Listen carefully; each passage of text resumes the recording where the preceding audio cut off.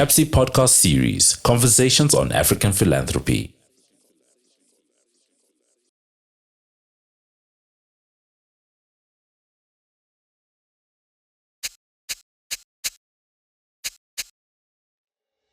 This is Series 1 of Conversations with Women in African Philanthropy, a CAPSI program known as Adɔyɛ. The series was recorded at the sidelines of a retreat that took place at the Wits Rural Facility in Limpopo in January 2025, hosted by CAPSI's Adɔyɛ program and Nawi Afrifem Collective.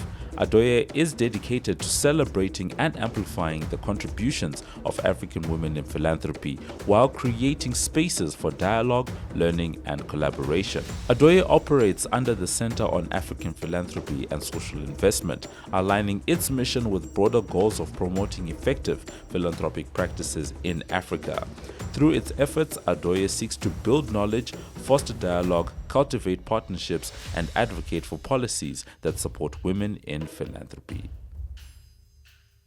Welcome to another episode of our Conversations on African Philanthropy with me, Moyo. We are shooting this special episode at the margins of a writing retreat that has been organized by Nawi, CAPSI, but also in collaboration with Maseko and Koto Williams. I'm joined this morning by Christelle Simeoni, who is the Executive Director of Nawi Afrifem Collective. Welcome to the Conversations, Christelle. Thank you. Maybe let's start with Nawi, the name Nawi. Yeah, so a lot of people think it's an acronym, the New African Women Initiative, like we've heard all sorts of things. Or something like that, Yeah, but it's not an acronym. It's the name of the last known Dahomey. And the Dahomey were a group, the first ever recorded in global history, group of all women. It was an all-women regiment in current-day Benin. So it's an ode to memorializing the names of African women that get invisibilized and forgotten through history. It is also, we found out later, it also means home in our Turkana, the language of the Turkana people in the north of Kenya. And so, yes, it really is a home for the associates and the collective of African feminists that form the Nawi Collective. Yeah, and of course, so people might have really wondered what is Nawi is an acronym, and now you've explained. And so what does Nawi, I think you've already alluded to what you do, but maybe in more detail, when was Nawi established, why was it established, and what are the objectives that you seek to achieve? So I started Nawi 4.5 years ago. So we're currently a toddler with pigtails causing tantrums and chaos a little bit. Yeah. And why we were established was to provide a space for African feminists to analyze and question the economy at a macro level in how they want to do it, and based on their realities, based on our cultures, our nuances, our contexts, and what questions would African feminists have or of a global framework of the economy. For far too long, the space of economic analysis from a feminist perspective has been very global north-led. Economic justice movements on the continent have been very masculine and very male-led. And so this was providing a space for an alternative voice and an alternative analysis with alternative propositions of alternatives of the economy at a macro level. And when I talk about the economy at a macro level, I'm talking about questions of debt, questions of trade, questions of taxation, questions of financialization and financing and resourcing. So that's why we were set up. We're a collective of about maybe 16 associates. We've got a core group that focuses on providing a scaffolding for the work, the operations, the finance, and all of that. And we've got 12 associates that do the actual work. It spans and oscillates between the technical analysis that goes into published journals and policy briefs and analysis.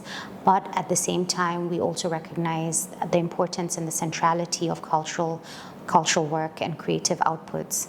And so how do we express and manifest this analysis and propositions of the economy in ways that, as we call it at Nawi, that expresses in the language of life? I think it's good to know the programmatic areas that you are focusing on. But you are actually in a space that is very, on the one hand, is very technical, And not so many institutions are focusing on issues of the economy, debt, financialization, among others, trade, and so forth and so on. So it's an area that is highly technical, highly complex, but at the same time, it's one of the most important areas of our time. But there's also the perspective that you're not just doing this from any perspective, but you're doing it from a feminist perspective. So I'll be keen to hear what the journey has been so far in the last 4.5 years. Yeah, so at least in the beginning, I think we thought it was going to be easily siloed in specific areas of work. So we had three. There was tax, there was trade, and there was debt. Yeah. We soon realized that if we're looking through an intersectional approach, it's not that clean cut. Yeah. Life doesn't happen in silos in that way. And I've said this before, I don't live SDG, sorry, I just touched the microphone. I don't live SDG 5 today and tomorrow I live SDG 2. Life is happening all at once. And so response and alternatives and propositions of alternatives have to be as complex. And so now we understand that we're looking and doing the analysis through the lens of a political economy, from a feminist lens, but also a Pan-African lens. From a feminist perspective, globally, the war is the same, but the battles are very different. So there are very specific things that are specific to this continent. You can look at illicit financial flows. We lose almost $90 billion through illicit financial flows annually. I can't say the same for many other regions. Maybe in the global south there are a few others, but that's particular to Africa. And there's a certain nuance that this continent carries. And so that's why the work that we do has to be as intersectional as we do, which sometimes feels a little bit messy, but life has to be a bit messy. And that's how we wade through it. The other thing that has been quite interesting is because, like you said, the world of economics is perceived as technical. It's technical, but really at the heart of it is a question of power and who has the power to make decisions where resources and money is gotten and how those resources and money is divided up, is budgeted for, is used. Historically, the women's rights movement has worked on the economy. Funding has been available for micro-level issues, financial inclusion, microcredit, those kinds of things. Very limited funding resources have been available for women's rights and feminist organizations, particularly on the continent, to work on these issues at a macro level. And so, there's been limited groupings or work around that. It has existed for a long time, but not as loud as it could be or as it should be. But in the same vein, part of the work that we do at Nawi is using beauty and art as a form of resistance. The world of economics has been seen as overly technical and doesn't cut into the realm of culture and the creative world. And we've been doing a lot to make sure to bridge those gaps. So we do the technical, if you will, analysis at the same time as doing the more creative outputs of the technical work and really embedding it in the language of life that people can understand, because actually everyday people experience the economy at a macro level every single day. It's what makes the difference between whether a woman can have a safe birth experience at a hospital that has a dignifying experience of services, or if I can transport my goods as a smallholder farmer on a road that functions, that is well lit, that is tarmacked and accessible. So, I mean, as a 4.5-year-old organization, you obviously now have reached a juncture where you have kind of scoped the environment. But what then one would want to know is, so what's on the horizon for Nawi? So up until October last year, we were fiscally hosted by the Tax Justice Network Africa, and this was important to make sure that we're really embedded in part of an economic movement. October 1st was our Independence Day, and so we are now registered independently and on our own. We're working towards looking at what sort of policies, administration, scaffolding of operations can we institute to create a truly Pan-African and feminist organization, not only in the work that we produce, but in how we produce that work and the policies that surround and hold up that work, which really means feminist principles of centering people and care.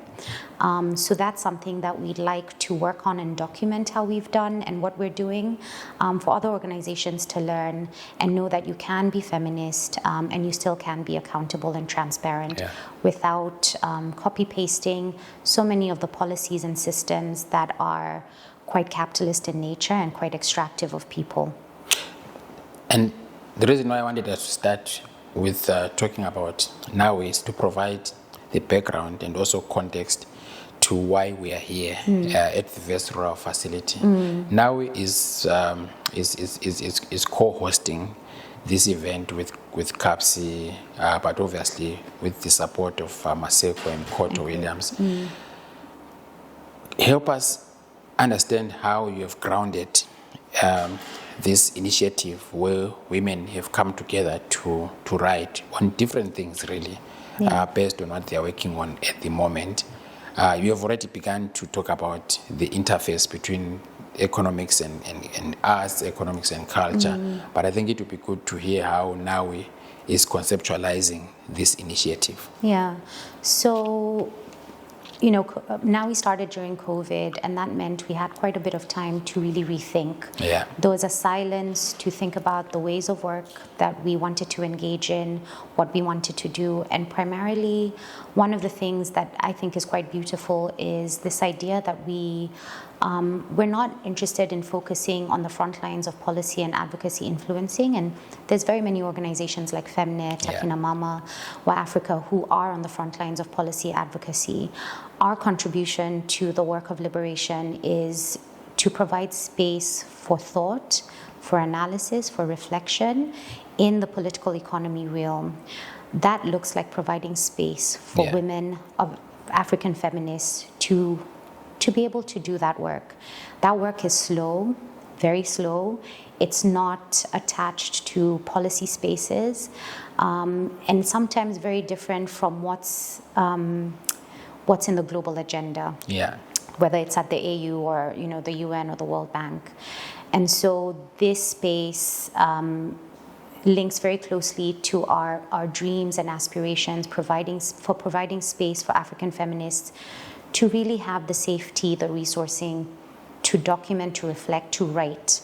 The work of writing and the contribution of writing and making sure that African women are visible, are able to be referenced in this space that sometimes feels like an epistemological war. There has to be African feminists that are referenceable in the space of whether it's economics or climate or conservancy work. And so it's really important for us to be providing that in quiet spaces such as this. And being one of the organizers, and you have been here for close to 10 days now, I think. What has the experience been, and is this what you really envisaged, or are there things that you look back and say, I think we probably need to change this or change that? So this is the very first time that we're holding. We have writing retreats internally for Nawi, which means they're much smaller, of course, for our associates. And this is the very first time we've been part of co-hosting a larger one. There's a few things that we didn't, anticipate. Kenya Airways being late, for example, and those kinds of things, and how can we make sure that logistics is run a bit better. We have 2 writing mentors and facilitators who didn't know each other before coming, but have done a wonderful job of collectively hosting and holding the space for the feminists that are here. I think a little bit more budget work towards holding the work of healing. Because African women are carrying so much, and I think that has to be a core principle of holding spaces such as this. I mean, we're lucky enough to have one of the participants who's so magically talented in that space, but I think for things to be realized and to to, pay for people's labor. I think that's something that we have to think about closely. It's been interesting, I think, with, thinking that people will write on specific themes, but I think it's been beautiful to let that go for myself and see the evolution of, such a range of issues that everyone here is writing about, and a documentation of a memory of time, but also of experience that spans and oscillates between very personal questions and into the realm of work that we all are part of. And I really think that this is a space that should be held at the very minimum once a year, maybe twice a year. And I think it's a really good way to start the year for many women who are in this space of work that can be so busy and never have a moment of pause to reflect and to put down in writing. Yeah. So when we did the welcoming session, you read something that everyone kept asking, is this recorded? Is this recorded?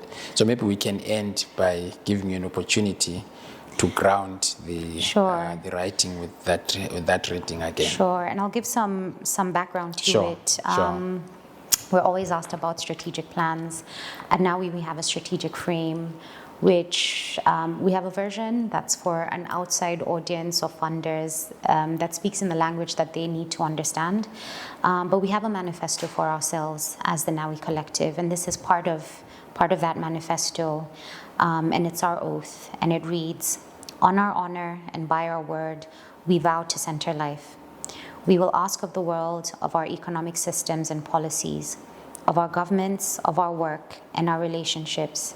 Is it fair? Is it just? Is it kind? We will be driven by curiosity, exploration, and experimentation. We will be wild, our throats open, screams and laughter in our critique and our imaginings. We will be daring, and when we are scared or unsure, we will call on the help of our sisters, our mothers, our ancestors, and the spirits to guide us. We will privilege language, colloquial, everyday language. We will privilege not terms, but description and stories and our senses. We will ask the questions like, how does it feel? What are the sounds? What does it look like? We will stop to admire the flowers, the craftsmanship of a fine piece of furniture. We will take walks. We will do this to stay alive and with the knowledge that the systems and ways of being that we work to change are really at odds with beauty. We vow that our lives and our work will be beautiful. We vow to help build worlds from our dreams and imaginations. We vow to be open to change, including in the words we have written and spoken here. We vow to work always and primarily at the service of life and for a mutual harvest." Fantastic, beautiful. Thank you. Thank you so much, Christelle. Thank you, and thank you for having me. Yes, and thank you for the collaboration. We are looking forward, of course, as CAPSI and other partners, to seeing how we can continue this important work and journey. The feedback I've received from most participants is that this is something that they really needed, and therefore it will really depend on the various actors and institutions that brought this idea to see how we take it forward. So we want to thank you and your colleagues, Sheila, and many others that work behind the scenes for making this happen. Thank you so much. Thank you, Becky. That was Christelle Simeoni joining us here for the conversations on our African philanthropy. Thank you for watching. We'll see you next time. You've been listening to the CAPSI podcast series, Conversations on African Philanthropy.